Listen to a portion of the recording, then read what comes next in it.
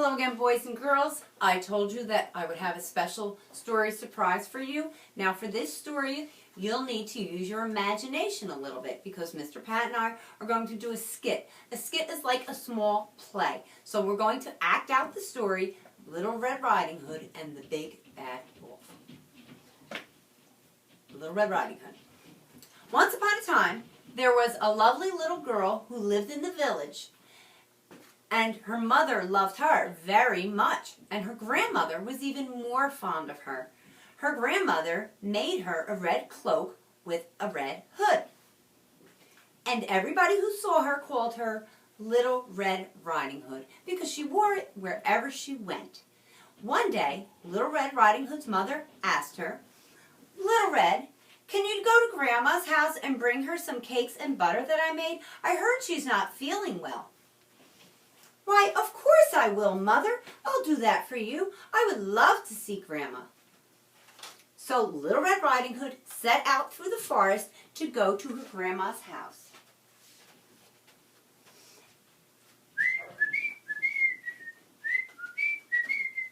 And as she walked along, she met a wolf. "Where are you going, little girl?" "Oh, Mr. Wolf, I'm going to visit my grandma. She's not feeling well, so I'm going to bring her this basket of cakes and butter that my mother made for her." "Oh, does she live far off?" "Oh, yes, a little bit. Down through the rest of the forest, right down there at the bottom of the village. That very first house as you enter the village." "Oh, I would like to go visit her, too." "Oh, you would? That would be so nice, Mr. Wolf." Perhaps you go that way and I'll go this way. We'll see who gets there first. "Okay." So Little Red continued walking through the forest on her way to her grandma's house.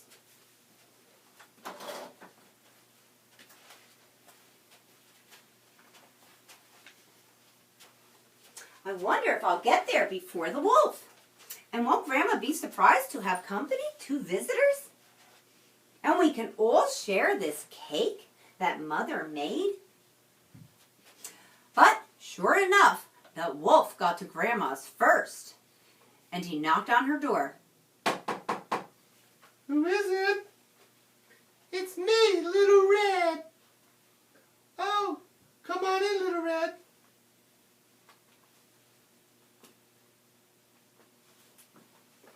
And with that, the wolf went in the house. He took Grandma and put her in the closet. He took her nightcap and her kerchief and got in her bed. Shortly after, Little Red Riding Hood got to the house and knocked. "Who is it?"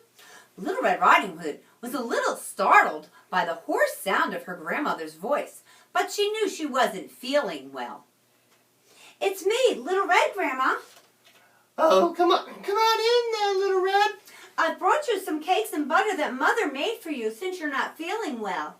"Oh, just put them over there and come closer." "Oh my, Grandma, it's been a while since I've seen you. What big arms you have." "The better to hug you, my dear."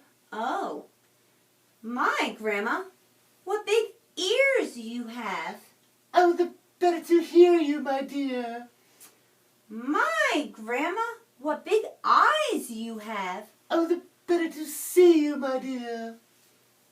"My, Grandma, what big teeth you "The have." better to eat you, my dear." And with that, the woodsmen who were working nearby came in and rescued Little Red Riding Hood, chased that wolf away, and found Grandma in the closet. The end. Come in, Mr. Pat. Come, get a little Pat. Come in, please. Go. Thank you, Mr. Pat, for helping me make a little video for the children. Okay, so boys and girls, that story did use the word little often, and some big too.